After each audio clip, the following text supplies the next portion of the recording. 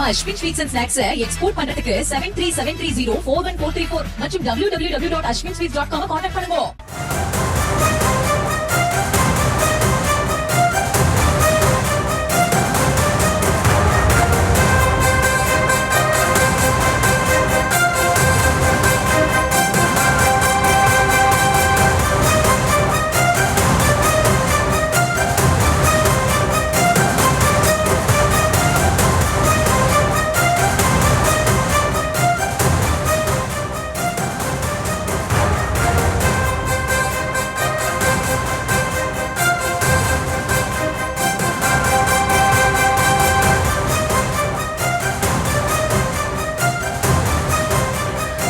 செய்தியாக பார்த்து வருகிறோம்.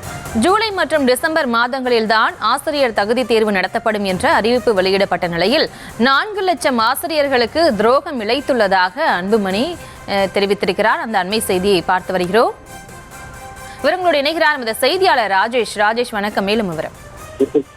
வணக்கம். பாமக தலைவர் அன்புமணி ராமதாஸ் அறிக்கை ஒன்றை வெளியிட்டிருக்கிறார். அதில் 4 லட்சம் ஆசிரியர்களுக்கு துரோகம் செய்யப்பட்டிருப்பதாக அவர் குறிப்பிட்டிருக்கிறார். அதாவது டிஆர்பி என்று சொல்லக்கூடிய ஆசிரியர் தேர்வு வாரியத்தின் சார்பிலே அட்டவணை வெளியிடப்பட்டிருக்கிறது. அந்த அட்டவணையிலே இந்த சிறப்பு ஆசிரியர், அதாவது தற்போது பணியில் இருக்கக்கூடிய ஆசிரியர்களுக்கு சிறப்பு டெட் தேர்வு நடத்துவது சம்பந்தமாக எந்த அறிவிப்பும் வெளியிடப்படவில்லை. எனவே அதனை குறிப்பிட்டு இந்த அட்டவணையிலே அதற்கான அந்த தேதிகள் போன்றவை என்று ஆசிரியர்கள் எதிர்பார்த்து காத்திருந்தார்கள். ஆனால் அது போன்ற எந்த ஒரு தேதியும் அறிவிக்கப்படாத காரணத்தினாலே அந்த ஆசிரியர்கள் தற்போது ஏமாற்றம் அடைந்திருக்கிறார்கள் என்றும் அவர் குறிப்பிட்டிருக்கிறார்.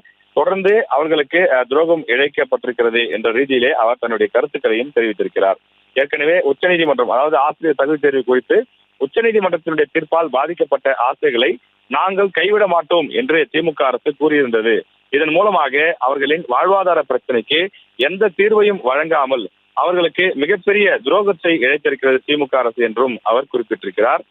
தொடர்ந்து இந்த விவகாரத்தில் திமுக அரசு முன்னுக்கு பின் முரணான நிலைப்பாடுகளை எடுத்து ஆசிரியர்களின் எதிர்காலத்தை சூன்யமாக்கி இருக்கிறது எனவும் உச்சநீதிமன்றத்தின் தீர்ப்பை எதிர்த்து சீராய்வு மனு தாக்கல் செய்து வெற்றி பெறுவது, சிறப்பு ஆசிரியர் தகுதி தேர்வுகளை நடத்தி அதில் ஆசிரியர்கள் தேர்வு பெறுவதை உறுதி செய்வது, அதாவது 2011 ஆண்டுக்கு முன்பு பணியில் சேர்ந்த ஆசிரியர்களுக்கு தகுதி தேர்வு எழுதுவதிலிருந்து விலக்கு அளித்து மத்திய அரசினுடைய அந்த சட்டத்திலே 23ஆம் பிரிவில் திருத்தம் செய்ய வேண்டும் ஆகியவைதான் ஆசிரியர்களுக்கு அந்த பிரச்சனைகளுக்கு தீர்வு கொடுக்கும். ஆனால் இந்த 3 வாய்ப்புகளையுமே பயன்படுத்திக் கொள்ளாமல் ஆசிரியர்களை திமுக அரசு கைவிட்டு விட்டது என்றும் அன்புமணி குறிப்பிட்டிருக்கிறார்.